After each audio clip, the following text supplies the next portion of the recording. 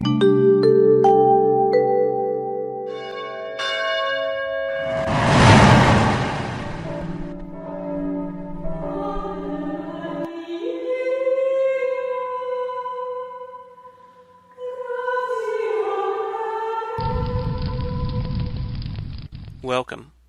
I'm Sebastian Mahfood, and you're listening to WCAT Radio, the on-air wing of En Route Books and Media, bringing you the dulcet sounds of Catholic wisdom.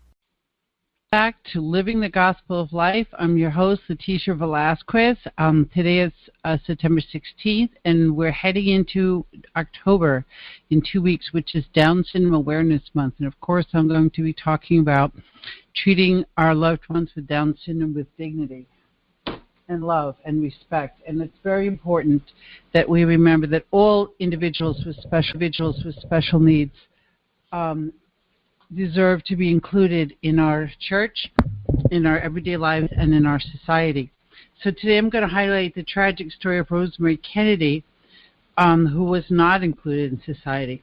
But let's begin with a prayer, as we always do, the prayer at the back of the Living the Gospel of Life. In the name of the Father, Son, and Holy Spirit, amen. O Mary, bright dawn of the new world, Mother of the living, to you do we entrust the cause of life. Look down, O Mother, upon the vast numbers of babies not allowed to be born, of the poor whose lives are made difficult, of men and women who are victims of brutal violence, of the elderly and sick killed by indifference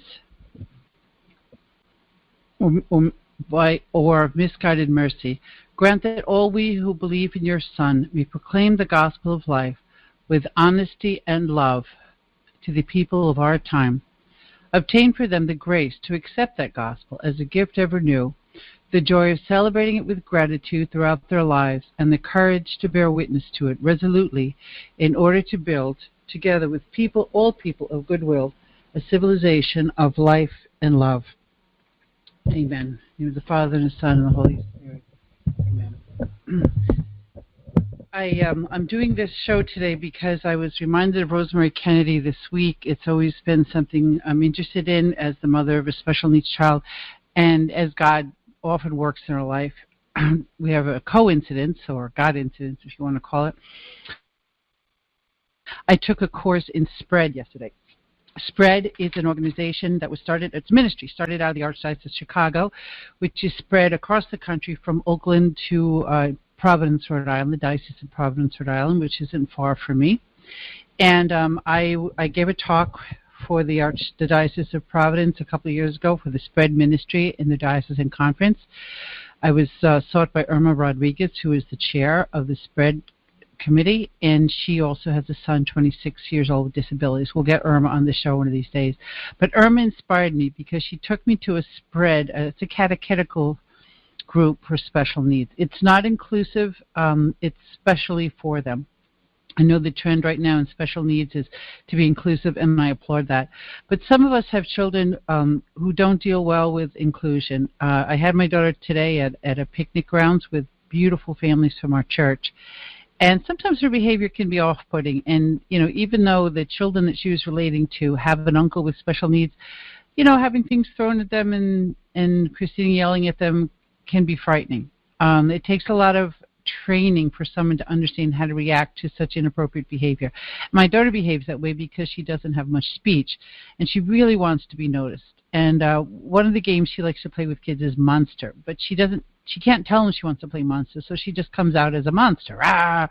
And little boys seem to get it pretty well. In fact, my friend's kids seem to catch on pretty quickly that it was a monster game, fortunately. But some kids just think she's scary and off-putting. So in a situation like that, which we run into so many times, we would like to have a religion class or some kind of location where Christine is accepted. And sadly, our experience as a family has been very negative with the special needs community. Christina was asked to leave Special Olympics swim team, which she had been on for months, because she didn't swim in the right direction. So she wasn't allowed to go to the meet. And she didn't work out well in the cheerleading squad because there were too many kids, and she was frightened. Christina has some, although she has Down syndrome, she's 16, she has some symptoms of autism. She may have autism. The jury's still out on that. We've had several tests done, and they conflict. But whatever.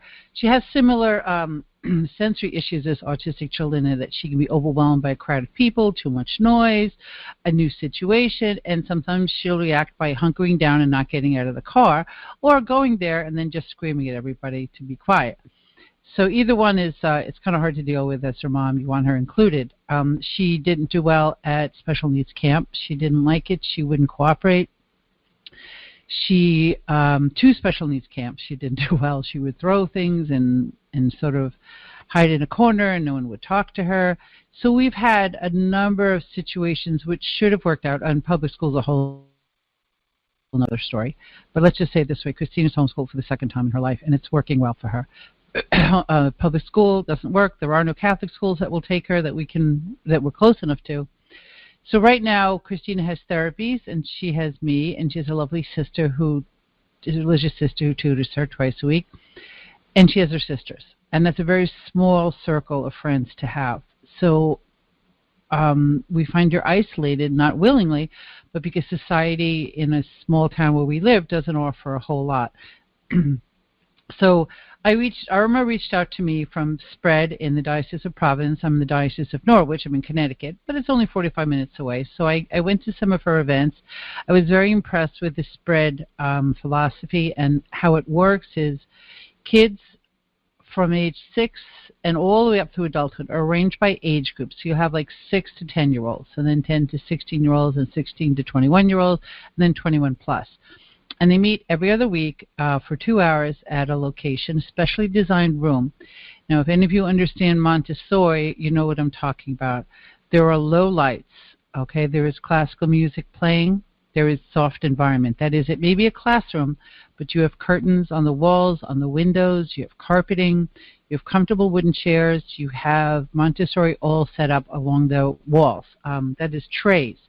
Trays in Montessori have hands-on activities like pouring, like clay, like blocks, like sewing, like rug hooking, like putting cotton balls on your face, feeling them on your face in front of a vanity mirror, rocking in a chair with a doll, raking sand, a little box of sand, all kinds of very interesting activities which the SPRED participants, we call them friends, they choose by themselves in 45 minutes of silence. There's no speaking. Each SPRED participant comes into the room, is welcomed by their friend, that's an adult catechist, who is assigned to them, and then they pick out their activity on their own. And they and their friend, without talking, they just work side by side at an activity so that they can become what Maria Montessori once called normalized. We come from society with all kinds of stress, and these special needs people feel it very intensely. So when you walk into a room in the SPRED class, you see people who may have had trouble, like Christina, controlling their emotions, may act inappropriate, screaming, throwing things that sort of isolates them. But with the Montessori approach, the hands-on approach, and the calm music, the low lights, the no talking, no outside stimulation, they become centered and calm, and they're able to be more attentive. That happens to me when I go to adoration. And when I first come in, I'm bustling to tell the Lord all sorts of things, and then I empty that. I empty my busyness, and the Lord starts filling me up, and I become contemplative, and I'm able to listen. Well, a similar thing happens in the Montessori, that the young people are able to get out some of their anxieties and their fears and their nervousness and their busyness and just become calm and centered. So once that is accomplished in about 45 minutes, then they go to do a circle time. And I don't have all the proper terms, and Irma will fill us in when she comes. But they're doing a lesson which is very simple. It's based on a story, and it focuses on an object. When I was there, they had a beautiful picture of, I believe it was an apple tree. So we would all talk about memories of apple trees. For example, yesterday, Christine and her dad went apple picking at a local orchard. So maybe for Christina, apples are something you have a good time with Dad, and you get in the wagon and pick apples, and then they have a horse cart ride and a banjo and some lovely apple treats, caramel apples and whatnot. And it's a real fun time that we have every fall up here in the countryside of Connecticut. Maybe apples for you means that you and your mother used to bake apple pies together, and you have happy memories in her kitchen. or who knows. But they try and evoke an emotion relating to a story, many times from the Bible, and it's a very special time of sharing, and there's a song. And after that, they have what they call agape, which is a family meal. It's really a snack, but they use wonderful, plates and dishes and cups. It's not eating out of your lunchbox. It's not eating out of a package. It's eating something on a plate with silverware around a table like a family meal. What a family meal should be. No phones. Everyone's focusing on enjoying the fellowship with one another. And it's an absolutely beautiful form of catechesis. If you have SPRED near you, go and visit it. It's just wonderful. So a couple of years ago, I saw SPRED, and they said this is something that could work with Christina, even though many other special ed things, communities somehow don't accept the fact that her sensory integration needs, and that's what causes her to scream and throw things when she gets overwhelmed and when she's afraid, or even just to get attention sometimes. There was a little boy that wasn't able to talk to her because, he was shy and she didn't start the conversation. He was a lot younger than she. And she hit him in the head with a water bottle. Well, he's from a large family, so he wasn't too fazed by that. He did turn around, unfortunately, and gave her the reinforcement that she was seeking. But we're trying to obviously overcome these behaviors. But in the meantime, it would be nice if my daughter had interaction with her peers. She has absolutely no friends, no peers. So SPRED Irma has been inviting her through SPRED the past couple of years, and we finally came to an open event that she had over the summer, Bible camp in Providence, St. Patrick's Church. And Christina had to be walked in. She was extremely resistant. She had to be walked in the door, like we call it the perp walk, where one person takes one arm, one takes the other, and she kind of knows, the jig is up, you're going to walk. So she comes in. We get her in the elevator. She sits down as soon as she gets out of the elevator on the floor in the corner of the room and won't talk to anybody. Lady comes over, offers her a drink, throws a drink in a juice box, throws it. Okay, but to see SPRED, people understand that each person, each special friend needs time to become adjusted. She was welcomed. She was rejecting it. She wanted to sit in the corner, basically, and see what kind of a mess we had brought her into. So within, I would say, 20 minutes, Christina was sitting at the snack table and was participating in snack. But she had to do it at her own time, at her own speed. After all, she'd never been there before. She'd never seen these kids before, these adults. And it was a little overwhelming. Those with sensory integration needs, like autistic children, they often find new environments very threatening. And, skilled people who work with special needs will understand that. So let me tell you what the SPRED mission is. Oh, and after snack time, Christina went to Mass, which, again, we can't get her to do on a regular basis at all. We usually visit church when no one's there. The number of people in church bothers her. She will absolutely not go to church. So the fact that we got her into Mass 2 days in a row in this Bible school was amazing. Then after that, they were singing and dancing to music, and Christina got to put on a hula skirt and a lei, and she was just in heaven. And they gave those to her to go home, plus rosaries and a Bible and all kinds of great coloring books, adult kind of coloring books, the mandala coloring books. And she keeps them all next to her in her room, and she plays with them a lot. It's as if those things are symbols to her of love and acceptance. And I get choked up when I talk about this because 16 years I've been fighting for this for Christina. We have moved to another state to find an inclusive environment. I've become on the school board to kind of convince the school board to do what was right by Christina, and I failed, by the way. My local school cannot find a program which suits my daughter, which is illegal. That's a whole other story. But in other words, I've been seeking exactly what we found in SPRED for 16 years. So I'm going to read to you the mission and tell you what SPRED is. And believe me, if you can find this in your diocese, you're blessed. The mission statement is to form small communities of faith in parishes to welcome persons with intellectual and or development disabilities and foster inclusion into the life of the parish. The Special Religious Development, SPRED, Office, SPRED, helps parishes in the Diocese of Providence better serve those parishioners with intellectual and developmental disabilities. SPRED responds to the needs of individuals with autism spectrum, Down syndrome, cerebral palsy, seizure disorder, as well as people with other diagnoses. I've never seen a diagnosis that they would reject. Even individuals like my daughter with difficulties in behavior, this is part of their mission, is to help them find a place where they're loved and accepted, and they respond beautifully. Originated in 1980 in the Diocese of Providence, the SPRED program assists parishes in deepening the faith of people with disabilities, helping them to participate fully in the work and liturgical life of the Church. As a resource to parishes, SPRED provides training, observation, a syllabus, SPRED newsletters, enrichment opportunities, mentoring, supervision, and a network of support to catechists and family. Basically everything you need. All you need is to provide your parishioners that have special needs. Research and experience both prove that people with intellectual and developmental disabilities are educable in faith. If faith is seen as experiential, they can realize, sense, and experience the sacred Church and God.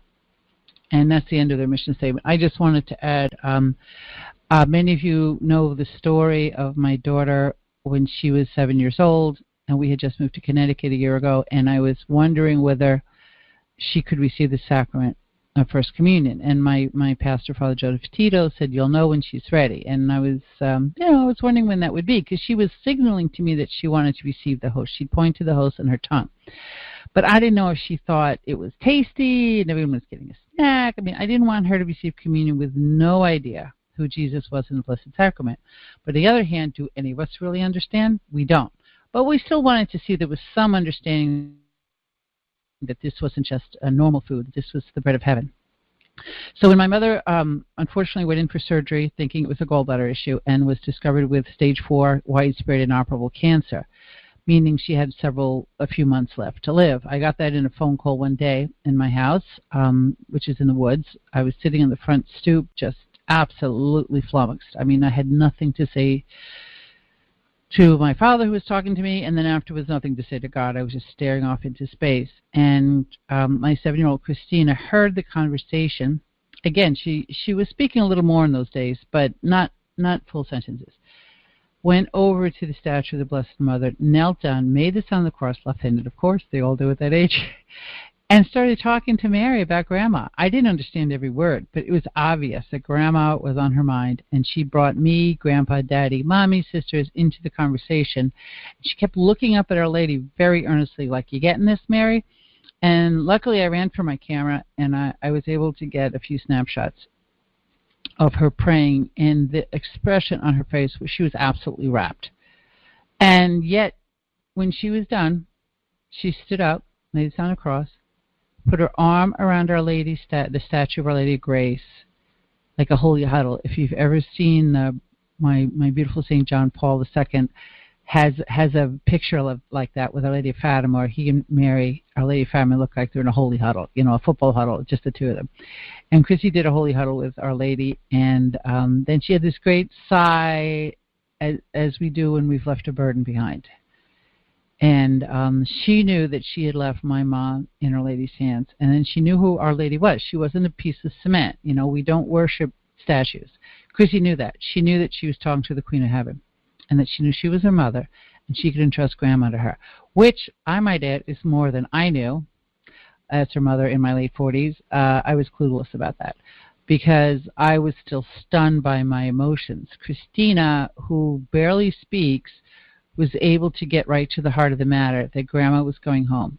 Grandma was going to live in heaven with Our Lady, and we were just going to pray for the family members, praying for us and Grandma as we prepare her for the journey. And sure enough, within 4 months, my mother had gone home after receiving the sacraments of the Church, offering her suffering for her loved ones.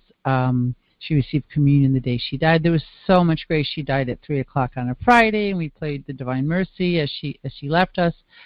It was just the most happy death that you can have. Death is difficult, but thanks to my daughter's prayers, my mother's death was, as we often pray as Catholics, for a happy death to St. Joseph, patron of a happy death. Why was his death happy?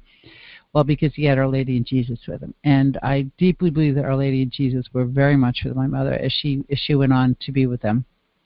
We don't know that she went directly to heaven. That's for God to know. We pray for her soul. But we know that she loved our Lord and Our Lady, and that she was in their care. There's no doubt in our minds. But the point is that I'm making here is that Christina was the one that pointed the way.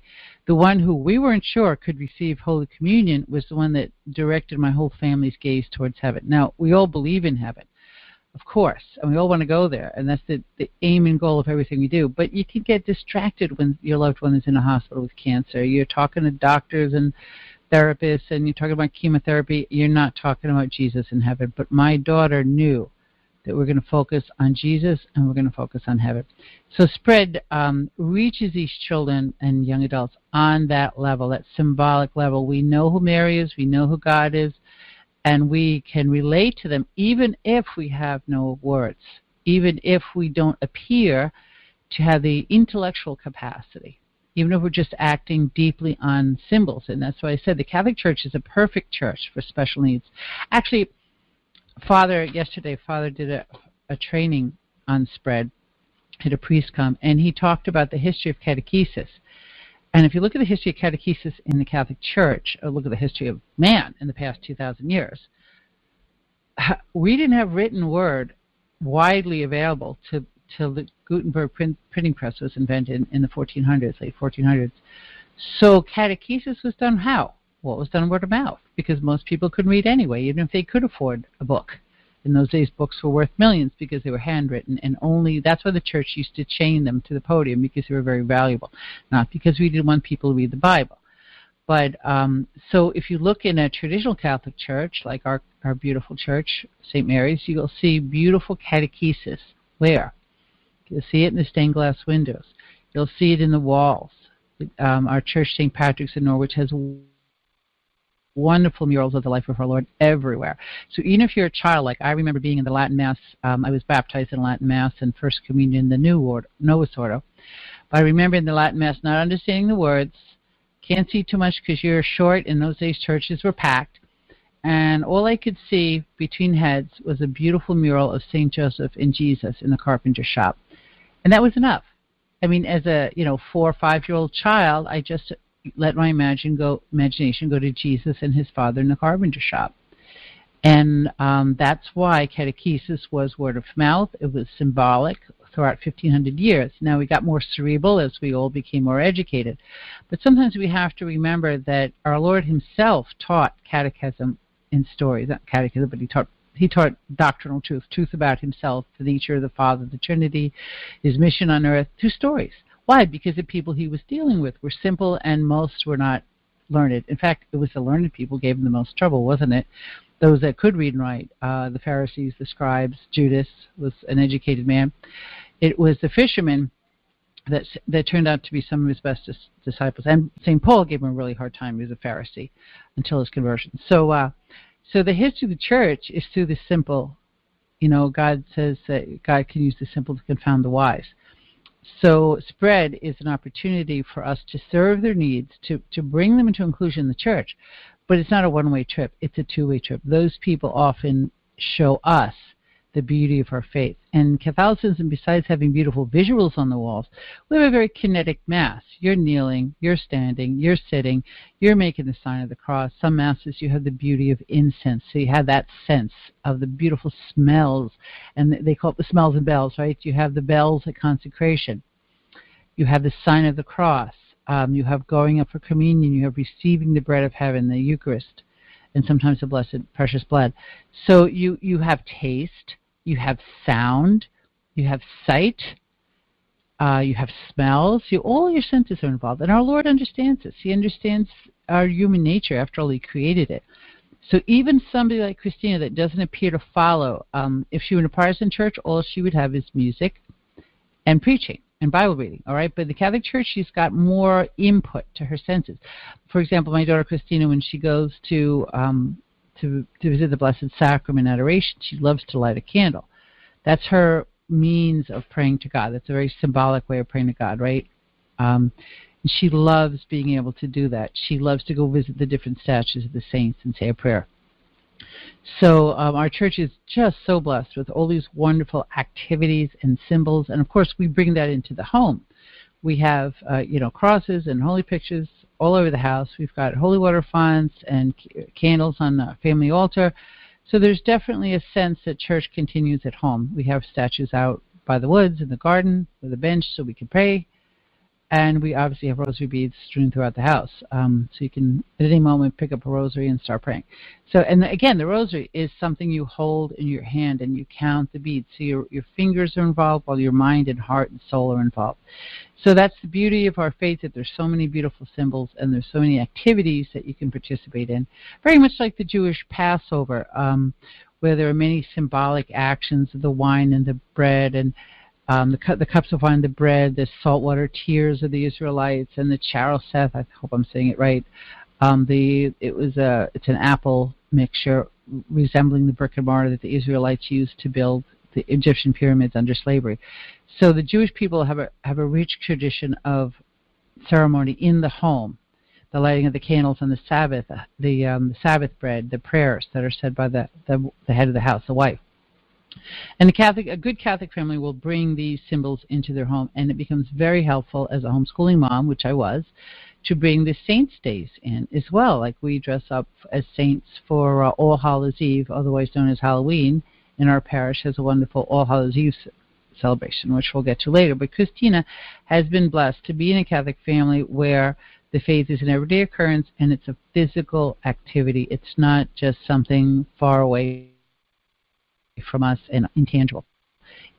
It's interactive, and that's the beauty of SPRED. So I just want to say they have a statement about sacraments here. The SPRED office helps awaken a desire in parishioners to reach out and welcome persons with intellectual and developmental disabilities into the life of the parish. Training and support are provided to parish SPRED leaders and catechists. Age-appropriate curriculum and catechetical training provided to prepare persons with intellectual and developmental disabilities for reception of the sacraments of initiation and reconciliation. Catechist prepares us for sacred liturgy, and liturgy provides the experience of the core mystery from which catechesis flows. It all comes from the Mass. SPRED catechesis leads to inclusion in the local church experience of worship and provides opportunities for all persons with disabilities to share and witness faith among parish members. SPRED facilitates the inclusion of persons with intellectual and developmental disabilities of all ages in our parishes. Not only is it a sacramental program, but a lifelong process of faith development. Yeah, there's one interesting point that Father brought up with our SPRED training class yesterday is there is no graduation from catechesis. Many people assume that once a young person has received confirmation, they're done. Yes, there may be no more classes that are required for sacraments, except marriage preparation or preparation for holy orders or religious vows. Well, religious vows on the sacrament, but holy orders, and then, of course, sacrament of the sick. But lifelong learning is something that the Lord requires of us, to be constantly growing in faith. And it is voluntary, but it should be part of the Christian experience for everyone, especially Catholics, to be continually growing in their faith by some kind of involvement in parish activities. And there's usually many. But the important thing is that they be included in it, because they often need invitations. Like I said, my daughter does. They need understanding people, they need love, and they need to be included. So back up against this wonderful program, and going back to what I said I would talk about, Rosemary Kennedy. I'm reading parts of an article by Katie Serena, The Forgotten Story of Rosemary Kennedy, who was lobotomized so that JFK could succeed. It's on a site called allthatisinteresting.com. I often find interesting things on this site. This one has a very provocative title, but unfortunately it's true. And it seems as though Rosemary Kennedy got in the way of the Kennedys. Her story was kept secret for many years. Let me go back to the beginning and talk about the study. Joe Kennedy was a prominent Boston businessman, very wealthy. And in 1928, he became the ambassador to Britain, and he brought his whole family across. His daughter, 10-year-old Rosemary, had been born with a tragic birth accident.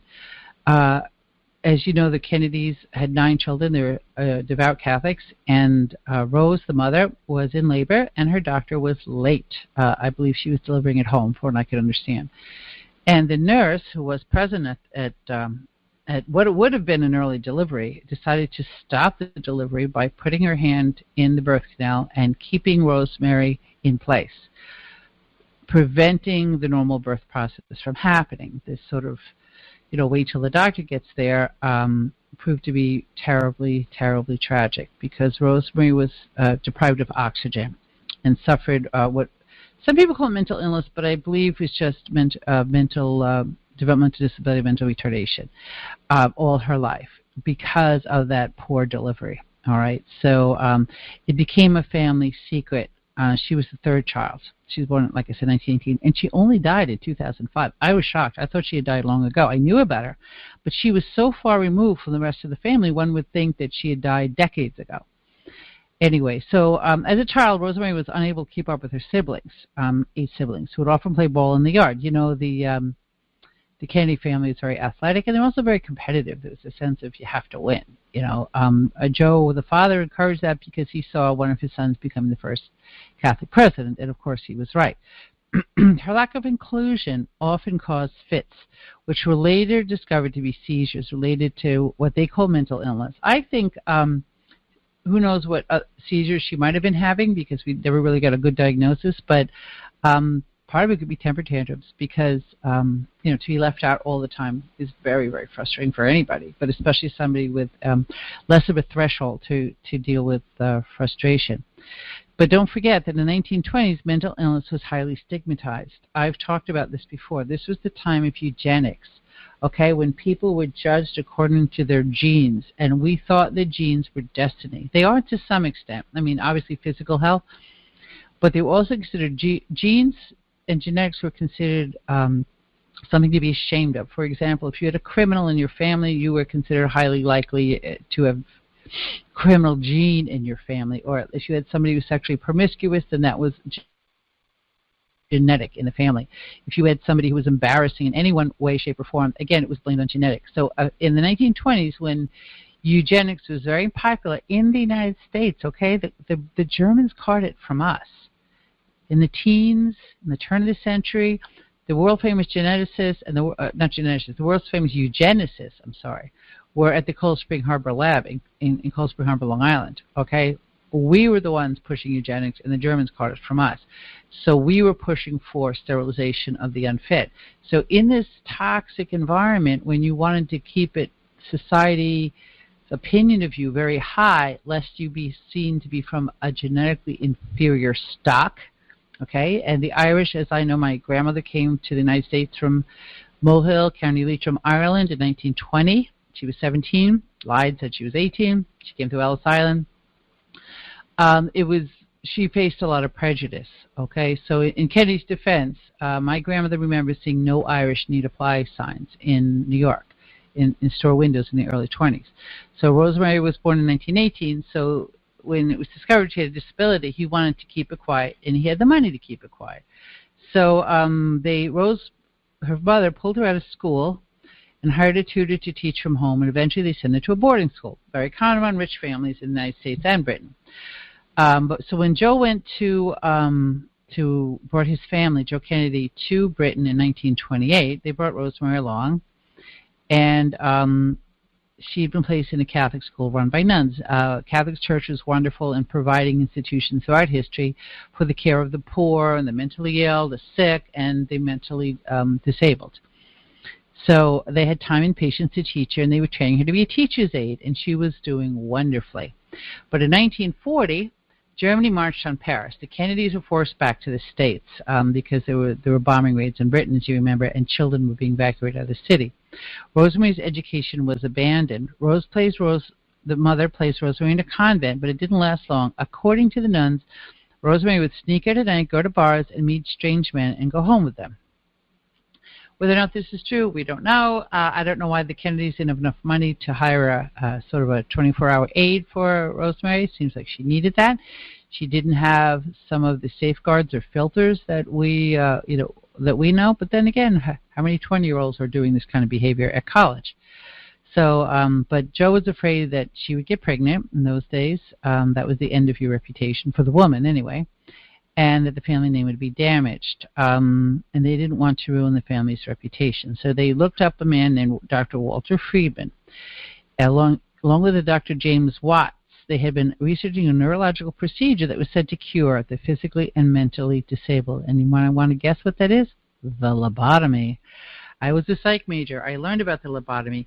Basically, they cut off the front part of your brain. They separate it from the rest of your brain. The prefrontal cerebral cortex is separated. What the doctor did was drill holes in the side of her skull and stick spatulas in and sever her brain stem. And sometimes in this procedure, although it's not known if this is known to Rosemary, he removed the eye and went in through the eye hole of the skull with an ice pick. Very scientific, let me tell you, to basically sever the front part of the brain where your higher thinking functions go. Nobody seemed to ask Rosemary if she wanted this done, of course, because they thought they were doing this for her own health. Now, it's true that lobotomies were not, they had a pretty good reputation in those days. I don't know why. They were only somewhat successful. But it just seemed to be the last hope to keep Rose under control. Years later, the mother said she had no knowledge of the procedure till it already happened. That is possible. I did hear on an A&E that Rose was gone for the weekend when Joe did it, and it was a Arts Entertainment Network biography. But that was some years ago. I might have remembered it wrong. So anyway, in 1941, she was 23 years old. Rosemary Kennedy received the lobotomy. Dr. Freeman would often insert an ice pick, like I said. So we don't know if that was done, but it's just horrible to think they stuck spatulas in her head and messed around until they separated the front part of the brain. During the procedure, Rosemary was speaking with the doctors and awake and reciting poems to nurses. They knew the procedure was over when she stopped speaking. She never spoke again.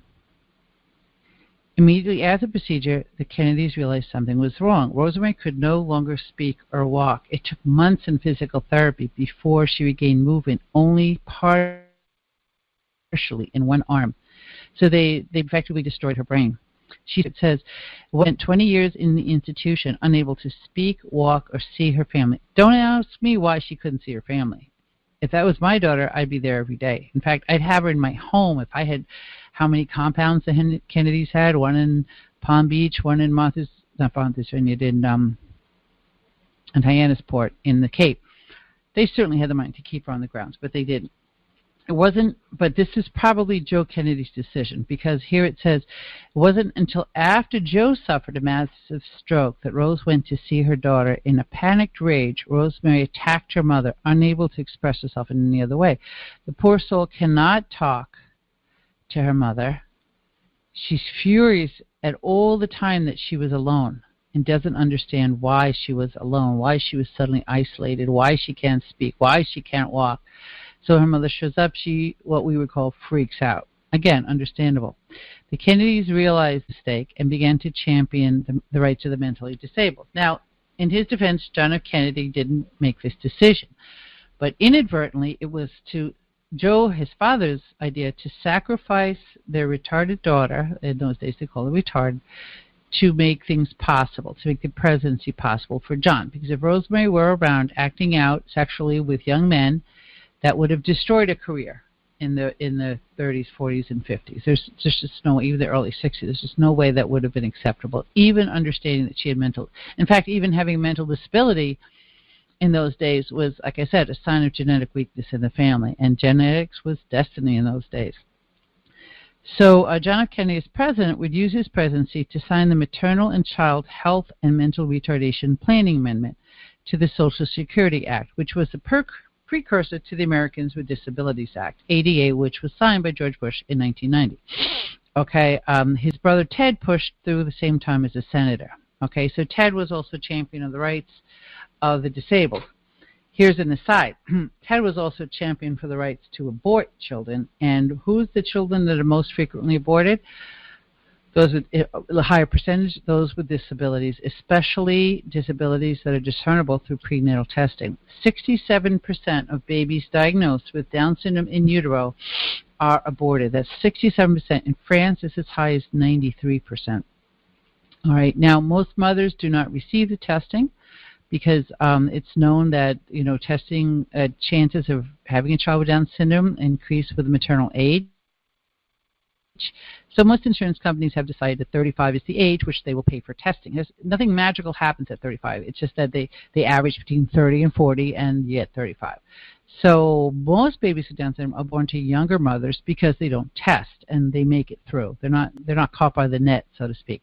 But in some countries with socialized medicine, such as England, New Zealand, Canada, the government pays for prenatal testing of all women so that they can make sure that these people don't live. Because we know that people like Christina cost the government more money. They'll be paying. They're paying for developmental services, a behaviorist. They're paying for, and they will be paying SSI to my daughter, who will not be able to support herself with a salary when she reaches 18. So, but there's one thing they're never going to pay for is criminal housing. It's very expensive to house criminals in jail. I believe it's over $100,000 a year. So Christina's a relative bargain. She'll never be a drug addict. She'll never have children that the state needs to support, and she will never be in jail. But nobody ever talks about that. Anyway, so Rosemary was shipped off to a place in St. Coletta's, a residential care facility in Jefferson. She did have a visit to the family briefly, but she was there in St. Coletta's in Jefferson, Wisconsin, until 2005, basically staring at the wall. Back to what John F. Kennedy did. So he did start the Americans with Disability Act in motion, and his brother Ted pushed for that. So, again, the guilt of the Kennedy family did work some good for the American society. And John F. Kennedy also gave Dr. Jerome Lejeune an award for his work in discovering the cause of Down syndrome. That is an extra copy of the 21st chromosome. So he did give Jerome Lejeune a prize for that. So he developed this prize to encourage research for special needs, and that is something positive. So again, out of a tragedy, something positive has happened. And Eunice Kennedy, JFK and Rosemary's sister, founded the Special Olympics in 1962 to champion the achievements and abilities of physically and mentally impaired. She started it in her backyard. She was married to Sergeant Shriver, who was pro-life, and they're both pro-life. And she started this Special Olympics in her backyard because she remembers the days when Rose couldn't keep up with the rest of the family, when they would very competitively play football and race and swim, and they were always trying to outdo one another. And she felt that since we had Olympics for typical people, we should have a Special Olympics. And unfortunately, my daughter had bad experience in Special Olympics, but it does do a lot of good for a lot of young people with disabilities. There are many different types of sports that they do. They do bowling, they do cheerleading, and they do swimming. And there's many Special Olympics all over the world. And it's a great organization. I just had one near me that was poorly run, and they didn't understand what special means and what special needs mean. They just understood that it was a swimming team. And unfortunately, the swimming was more important than the feelings of the people that were swimming. But anyway, so here's the tragedy of Rosemary Kennedy, that she was basically institutionalized and shunted aside. And that is not, unfortunately, very unusual. Father in the SPRED training yesterday said 10% of Americans with disabilities are in institutions. I'm surprised. I thought it was more. But as I may have described in an earlier show, the state of institutions for the mentally ill and the special needs were horrific. And around the world, a lot of places are not much better. In fact, in Connecticut, we just had some horror stories about an institution that's very poorly run. People in the state sometimes just don't care for what they're doing. And I've seen this attitude with workers in group homes. They take a bunch of special needs adults to the beach, and they're in the water, and they're on their phone. Or they're eating McDonald's in front of everybody and not sharing, and they're just totally dissociated from what they're doing. In their defense, they're probably getting minimum wage and would prefer to work elsewhere. And unfortunately, the way the budgets are, the state often offers very low salaries to those who work with the special needs. And that's why I would never put my daughter in a group home, because the people who run them, and I've seen them many times, don't seem to be very motivated to protect those with special needs. But it's a burden, because as a mother who's 56 years old, I know I'm not going to live forever. My daughter is 16. She very likely could live to 50. That's the average age. So we've got 44 years more to care for my daughter. I'm not likely to live to 100. So I have to have a plan. My daughters understand that they will take over the care of Christina for me, and that anyone they marry would have to be on board with that. I just met with a lovely couple who is doing just that after church at a picnic in the Johnsons, and I'll be interviewing them this week, and they'll talk about what it's like to care for Patty's disabled brother, TJ. and how they use that. They do that as a devout Catholic family, a large Catholic family, 7 children, and how that becomes part of their living the gospel of life. That is a beautiful invitation to a family to care for a special needs individual. But let's put it plainly. All of us are going to be dealing with special needs individuals. It may be my father. My father's 86. God bless him. He lives alone. But he may not always be able to. He may need to come live with us. And this needs to be something as a family that we accept with love, and we accept it with patience, and we accept it as a means of showing our love for Christ through caring for them as much as possible in the home, and then if the person needs to be in an institution such as a rehab center, to be a frequent visitor. Because as somebody who once worked in a rehab center, I know that those who get the visitors get better care. And the loneliness of people waiting in the wheelchairs near the door that never have visitors. So we definitely have that. As a culture, we have tended to put people in institutions throughout our history, and even now with the nursing homes, that are inconvenient, that embarrass us, that cramp our style, that get in the way of our hobbies. And this is a very sad culture that does that, or destroys our image. In the case of Rosamund Kennedy, there's another story of the author of The Crucible, Arthur Miller, and Death of a Salesman, 2 landmark plays in American literature. Had a son with Down syndrome himself, and he put him in an institution in Connecticut and never visited. And his wife visited all the time. She visited their son. His name's not coming to me right now. I'm going to look him up. He visited him every weekend, and the father never went. But as this young man was growing up, Arthur Miller's plays got more and more depressing. And it's very interesting, very nihilistic, like Death of a Salesman. It was very nihilistic, very depressing, very popular. I personally don't understand why it's not one of my favorites, but it talks about the, just depression and the uselessness of life. Maybe he was suffering an existential crisis. We do know that he and his wife divorced. He later married Marilyn Monroe and divorced her, so his life was not a happy one ever since he distanced himself from his son. By the way, there's an article in Vanity Fair called Arthur Miller's Missing Act, and it talks about his son. So the interesting thing is that the son visited his father in a hotel in Connecticut where he was giving a talk. He surprised him. He was an adult. Daniel is his name. And he sort of confronted him about being ignored. So it's very interesting. His mother was named Inga Morath. She was a photographer. So, but interesting enough, the Miller estate was left to Daniel. And then when Daniel died, I think Daniel's still alive in Connecticut, the state of Connecticut made Arthur Miller's estate pay Daniel a full quarter of his father's assets, which of course would have been in the millions of dollars.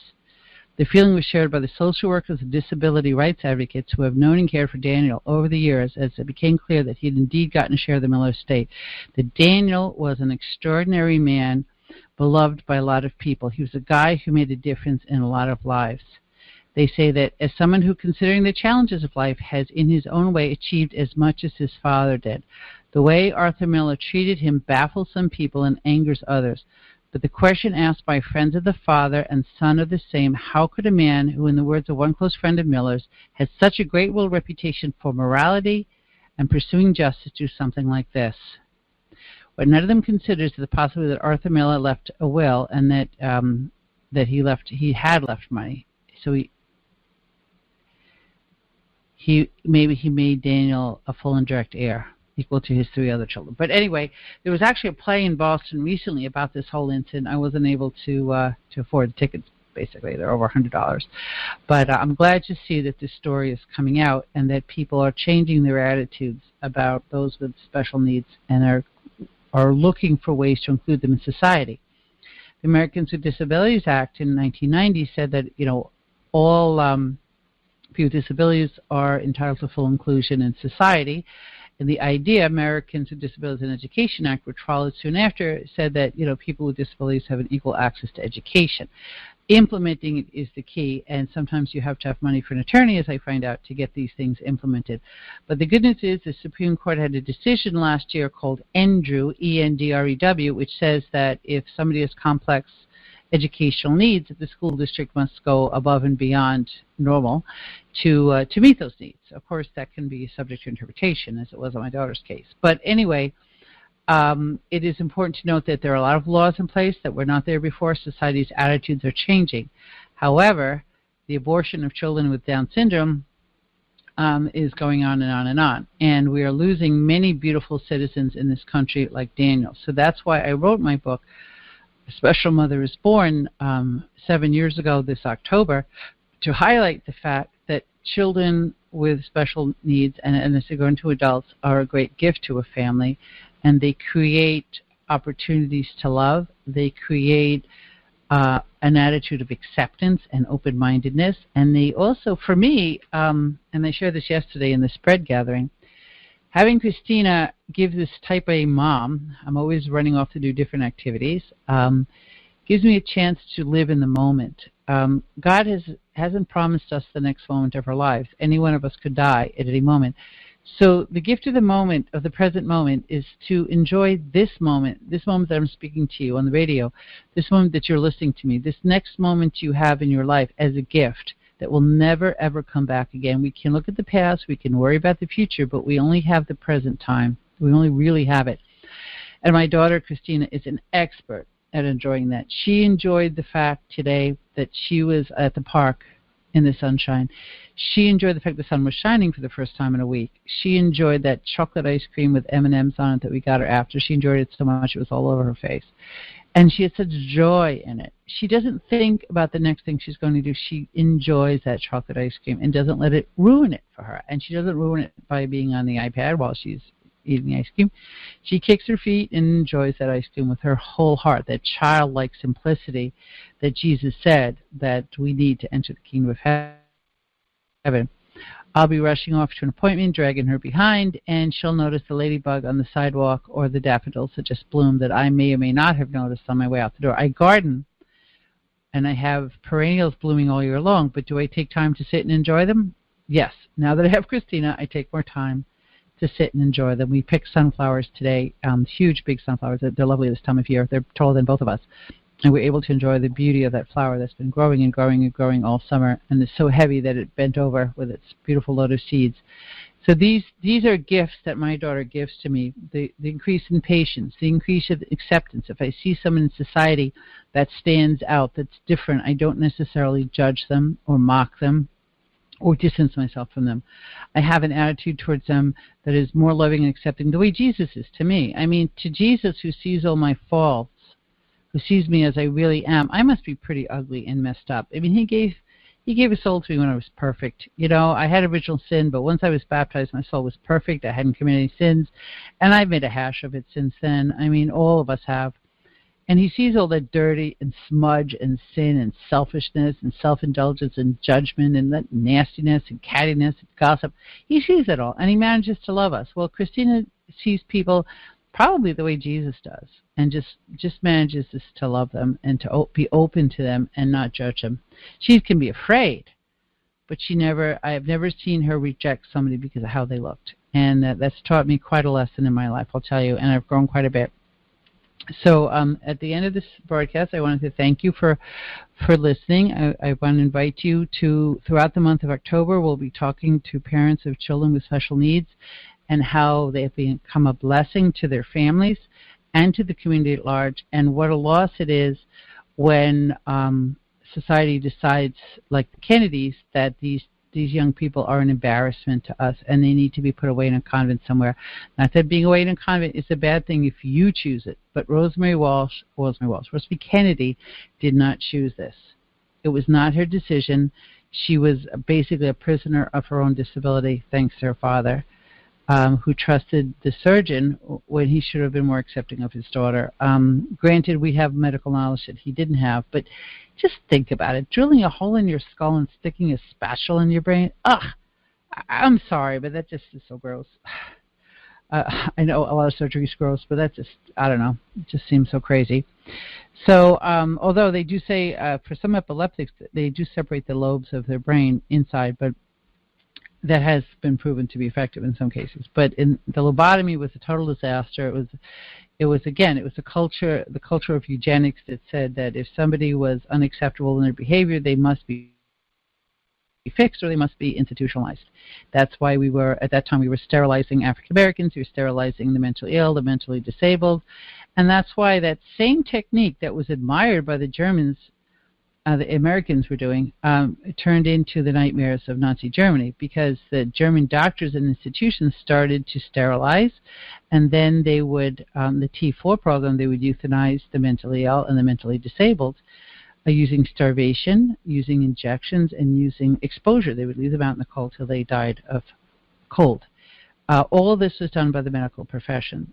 So, and now the medical profession has signed off on abortion. The ACOG, the American College of Obstetrics and Gynecology, has approved of abortion, and so we are really no farther along than we were at Rosemary Kennedy's 1941, I believe it was, lobotomy. So, Lord, please have mercy on these people that seem to never learn from their mistakes, and give us hearts like yours that are full of love for every creature that you have brought to this earth, and to respect and honor the gift that they are to us, even if it is one that we must strive to understand, even if the gifts are hidden, because Lord knows that my gifts sometimes have been hidden by an ugly personality and by sin. So please help us to keep our souls as pure as the ones that we are helping through our various ministries in the church, and help us protect their innocence from those that would prey upon them. In Jesus' name, amen. Thank you for joining us, and we'll see you next week. Bye. We hope you enjoyed the program and will join us back for another show on WCAT Radio. This is Sebastian Mahfood. Good day.